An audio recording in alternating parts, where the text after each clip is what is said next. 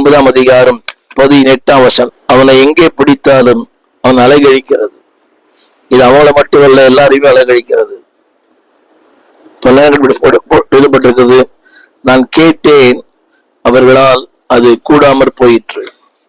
கவனியுங்கள், சில நேரங்களில் அன்பான தேவ பிள்ளைகளே, கூடாமற் போகிற பல நேரங்கள் உண்டு. இந்த 2வது குறிப்பு, how you define your problem.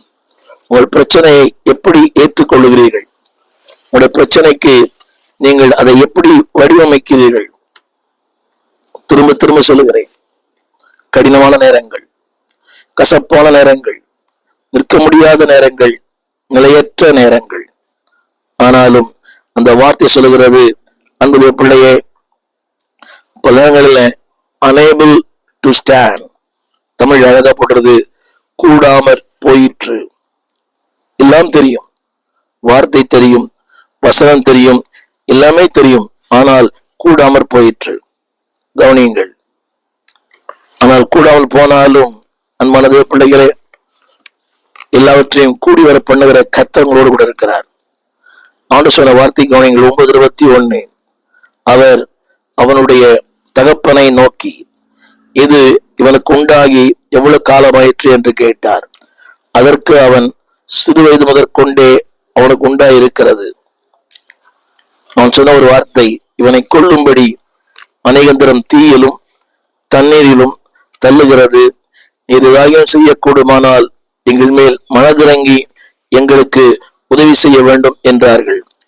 இயேசு அவனை நோக்கி, நீ விசுவாசிக்க கூடுமானால் ஆகும், விசுவாசிக்கிறவனுக்கு எல்லாம் கூடும் என்றார். என்னை கேட்டுக்கொண்டிருக்கிற அன்புடைய பிள்ளையே, ஆண்டுடைய வல்லமை இன்றைக்கு மாறவில்லை. இந்த அதிகாரம் ஆரம்பிக்கும், இப்படி ஆரம்பிக்கிறது. மார்க்கு 9ஆம் அதிகாரம் 1-2. இந்த சமயம் என்ன தெரியுமா? 9:2 உயர்ந்த மலையின் மேல் அவர்களை தனியே கூட்டிக் கொண்டு போனார். அவர்களுக்கு முன்பாக மறுரூபமானார்.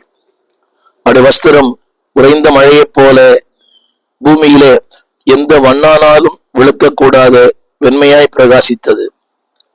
மோசேயும் எலியாவும் இயேசுடனே பேசுகிறவளாய் காணப்பட்டார்கள். 9:5 இயேசுவை நோக்கி, ரபி, நாம் இங்க இருக்கிறது நல்லது. நோக்கு ஒரு கூடாரம், மோசேக்கு ஒரு கூடாரம், எலியாவுக்கு ஒரு கூடாரம், 3 கூடாரங்களை போடுவோம். உயர்ந்த அனுபவம், ரிச் எக்ஸ்பீரியன்ஸ், ஹையஸ்ட் எக்ஸ்பீரியன்ஸ்.